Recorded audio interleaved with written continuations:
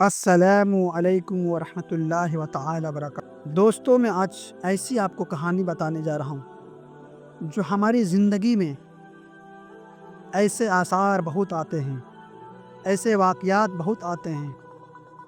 آج میرا جو ہسٹوری ہے وہ موٹیویشنل پہ ہے۔ ایک مرتبہ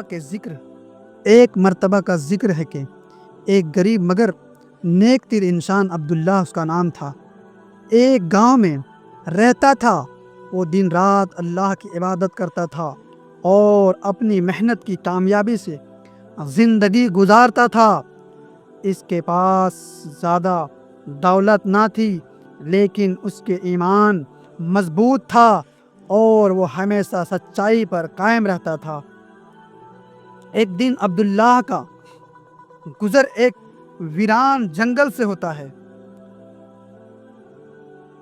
چلتے چلتے اسے ایک تھیلی ملی جس میں کئی سونے کی سکے اور قیمتی زیورات تھے۔ وہ تو بڑا حیرت ہوا اور سوچ میں پڑ گیا۔ اللہ اکبر، یا اللہ، یہ دولت کسی کی ہو سکتی ہے۔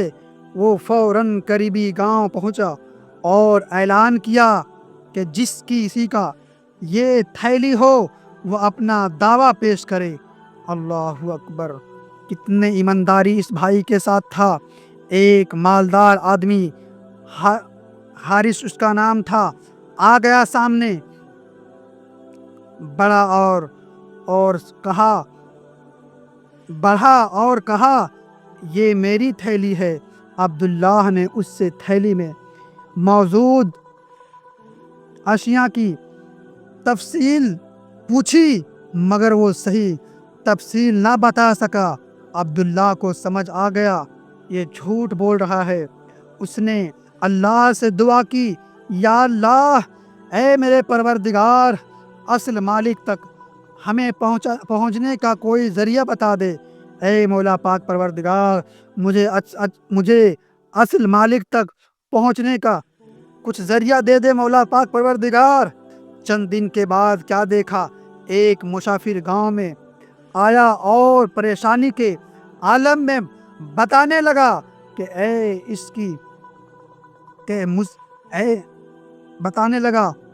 کی تھیلی کہیں کھو گئی ہے۔ عبداللہ نے اس سے تھیلی کی نشانی پوچھی اور جب وہ تمام تفصیلات صحیح بتانے لگا تو عبداللہ نے خوشی سے وہ تھیلی اسے دے دی۔ مسافر کی آنکھوں میں آنسو آ گئے اور اس نے عبداللہ کو انعام دینا چاہا، لیکن عبداللہ نے کہا، میرا انعام میرا رب ہے، میرا انعام میرا پروردگار ہے۔ بس مجھے اللہ کی رضا چاہیے، دولت نہیں چاہیے۔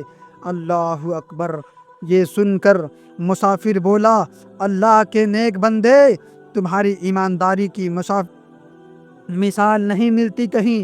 میں ایک تاجر ہوں اور میری کوئی اولاد نہیں۔ میں چاہتا ہوں کہ تم میری کاروبار میں شرکت دار بن جاؤ۔ اللہ اکبر، شرکت دار بن جاؤ۔ عبداللہ نے اللہ کا شکر ادا کیا، اللہ اکبر، اور اس کی کاروبار میں شامل ہو گیا۔ کچھ ہی سالوں میں وہ ایک کامیاب تاجر بن گیا، مگر اس کی سادگی، ایمانداری اور تقوی کبھی نہ بدلا۔ اس واقعے سے ہمیں کیا سمجھ آتا ہے؟ اے عزیزو، اے دوستو، اے میرے نوجوانوں، ہمیں اس چیز سے، اس موٹیویشنل واقعے سے یہ بھی سمجھ میں آتا ہے کہ اگر ہم اللہ پر بھروسہ رکھیں اور ہمیشہ سچائی اور ایمانداری کے ساتھ رہیں تو زندگی گزاریں، اور اس چیز سے ہم کبھی بھی جھوٹ اور غیبت اور کسی کی دولت نہ ہڑپیں تو وہ ہمیں بے شمار برکتوں سے نوازتا ہے۔